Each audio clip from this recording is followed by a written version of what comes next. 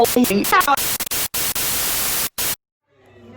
what's up, guys? Kumusta? So tonight I'm gonna cook for my friend Josh. It's his birthday, so I'm preparing him a little celebration tonight. Here's my sister. She's gonna help me do the carbonara, which I prepared for her. So yeah, I'll be back soon.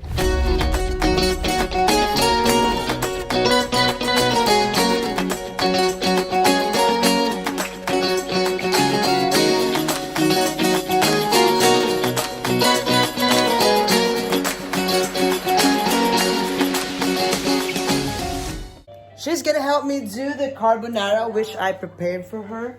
So I've cut some bacon, mushroom, onions, and garlic. And here I've got the sauce for my ribs. It's just garlic and butter for now because I'm preparing my capers. So I'm chopping my capers and straight into our garlic butter. Okay. I'm the sous chef of Maraiza. He's the chef right now.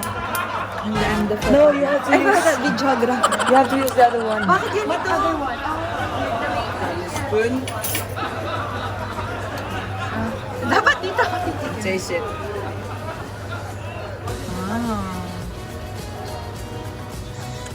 Oh, this is so good.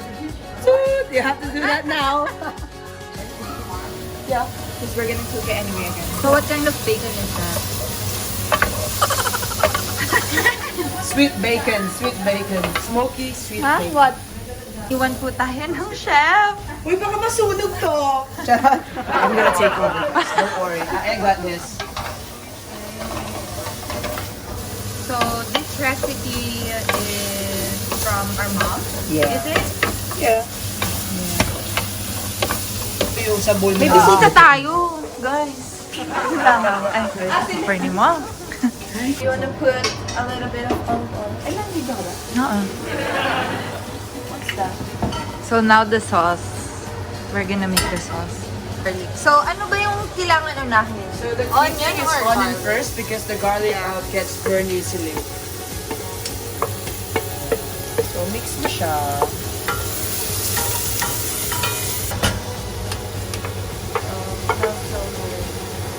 So you wanna cook it until it's fragrant Yeah. and brown? No.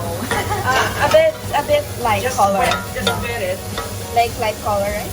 Medyo basa lang. And then, Parang, ay, joke. salt. Parang ikaw. That's a lot. It's okay. And then, Maalat. so, pasta. Because the real carbonara has egg yolk. Egg yolks, yeah. But And- this one is just a and white just sauce, but tastes like it. Rich. And then now, before you add the mushroom, you add our butter. Butter. Yeah.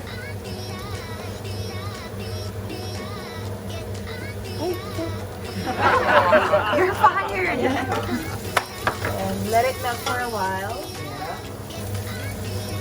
Sino yung nag-chop nito? Bakit may buo?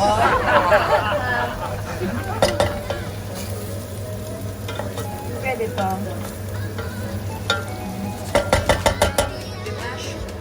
Mushroom.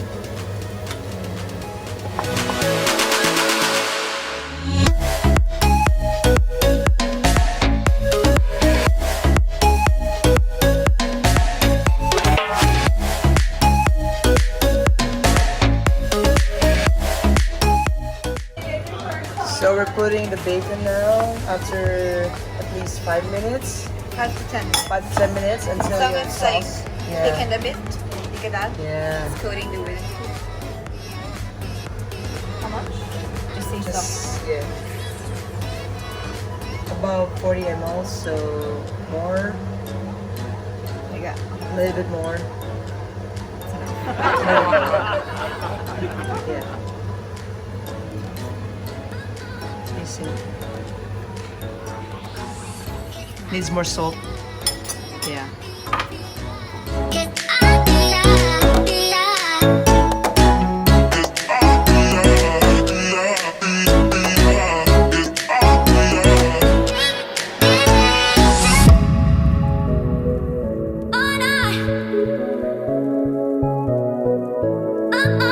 So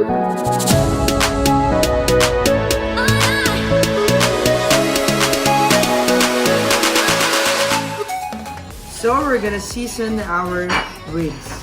So I've got this, look at my salt. It's a Himalayan pink salt. So generously season your steak.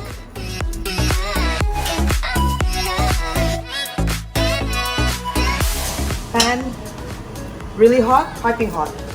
Then a little bit of oil. Yeah. Then ooh, no, it's not gonna stick. So now look at that, it's smoking hot.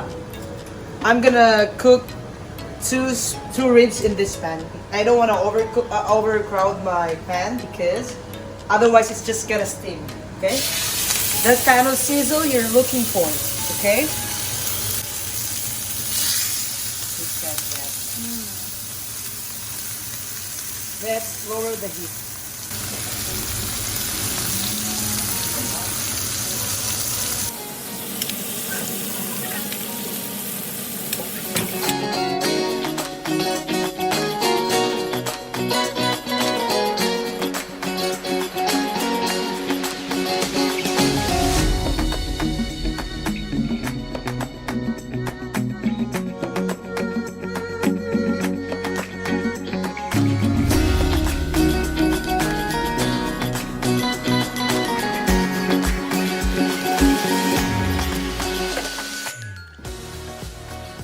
Oh yeah, right. Oh, it's time to cut our ribs and our steak. So after 20 minutes, I've rested it for at least 5 minutes. Okay? Look at that. Now, you start cutting off the bones.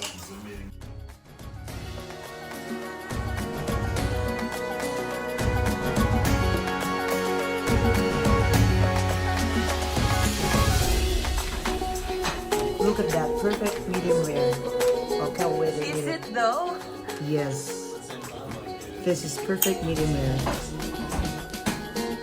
I think it's perfect rare.